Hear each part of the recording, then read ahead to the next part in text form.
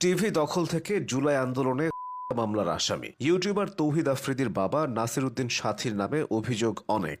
মাই টিভির মালিকানার পাশাপাশি যেন অপরাধের মালিকানাও নিজের নামে করে নিয়েছিলেন সাথী। বহু আলোচনা সমালোচনার পর তাকে গ্রেফতার করেছে পুলিশ। 2025 সালের 17 আগস্ট বিকালে গুলশান থেকে ঢাকা মহানগর গোয়েন্দা পুলিশের একটি দল তাকে আটক করে। গ্রেফতারের পর তাকে মিন্টো রোডের ডিবি কার্যালয়ে নেওয়া হয়। নাসির উদ্দিন সাথী জুলাই আন্দোলনে যাত্রাবাড়ি থানায় হওয়া আসাদ মামলার এজাহারভুক্ত আসামি। 2024 সালের 1 সেপ্টেম্বর যাত্রাবাড়ি থানায় নাসির উদ্দিন, তার ছেলে কন্টেন্ট ক্রিয়েটর তৌহিদ আফ্রিদি এবং আরও 23 জনের বিরুদ্ধে এই মামলাটি দায়ের করা হয়েছিল। মামলাটি করেছিলেন আন্দোলনে প্রাণ হারানো আসাদের বাবা মোহাম্মদ জয়নাল আবেদিন। এই মামলার অন্যান্য প্রধান আসামিদের অনেকে পলাতক থাকলেও নাসির উদ্দিন সাথী বহাল তবিয়তে দেশেই অবস্থান করছিলেন। তাই তাকে এবং তার ছেলে তৌহিদ আফ্রিদিকে কেন গ্রেফতার করা হচ্ছে না এ বিষয়ে ছিল নানা সমালোচনা। জুলাই আন্দোলনের পক্ষের বেশ কিছু প্ল্যাটফর্ম তাদেরকে গ্রেফতারের আলটিমেটামও দিয়েছে। নাসির উদ্দিন সাথী বেসরকারি টিভি চ্যানেল মাই টিভির চেয়ারম্যান এবং ব্যবস্থাপনা পরিচালক। কিন্তু অভিযোগ আছে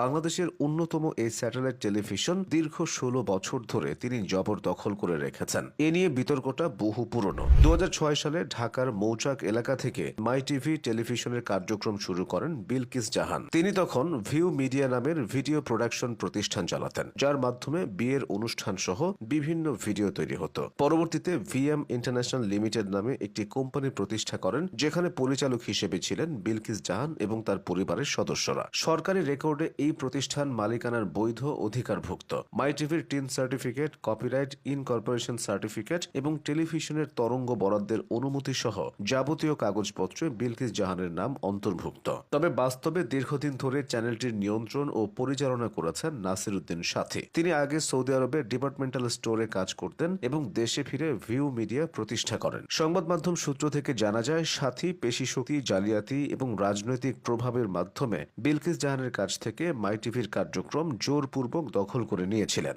যদিও মালিকানা স্থানান্তর হয়নি, তবু তিনি স্বত্বাধিকারী হিসেবে চ্যানেলের কার্যক্রম নিয়ন্ত্রণ করেছেন। মাই টিভির archive head Sheikh Munmun Lucy সরকারি নথিতে বিলকিস জাহানের পরিবর্তে স্বাক্ষর করেন বলে অভিযোগ রয়েছে। এই ভুয়া স্বাক্ষর দিয়ে সরকারি দফতরে কাগজপত্র পরিচালনা করা হয়, যা পরিচয় জালিয়াতি ও প্রতারণার এক বড় উদাহরণ। বিলকিস জাহান নানা দফায় সংশ্লিষ্ট দফতরে অভিযোগ দিলেও তেমন কোনো কার্যকর ব্যবস্থা নেওয়া হয়নি। তথ্য মন্ত্রণালয়, বিটিআরসি, এনবিআর ও আইন প্রয়োগকারী সংস্থাগুলো এই সমস্যার সমাধানে যথাযথ মনোযোগ দেয়নি বলে অভিযোগ রয়েছে। নাসির উদ্দিন সাথী আওয়ামী লীগের ঘনিষ্ঠ হিসেবে পরিচিত। হাসিনা সরকারকে তিনি উন্নয়নের রোল মডেল হিসেবে আখ্যায়িত করেছিলেন। সাথীর ছেলে ইউটিউবার তৌহিদ আফ্রিদির বিরুদ্ধেও আওয়ামী ঘনিষ্ঠতার অভিযোগ আছে। তৌহিদ আফ্রিদি হাসিনা সরকারকে মদত দেওয়ার ক্যাম্পেইনে জড়িত ছিলেন বলে অভিযোগ করেছিল গায়ক তাশরিফ খান এবং আরএস ফাহিমরা। এছাড়া আফ্রিদি ডিবির হারুনকে চাচ্চু বলে সম্বোধন করতেন। হারুনের সাথে তার সম্পর্ক ছিল দহরম মহরম। এমনকি তিনি ডিবি অফিসে ঢুকে ভ্লগও করতেন। পরবর্তীতে সরকার পতনের পর থেকে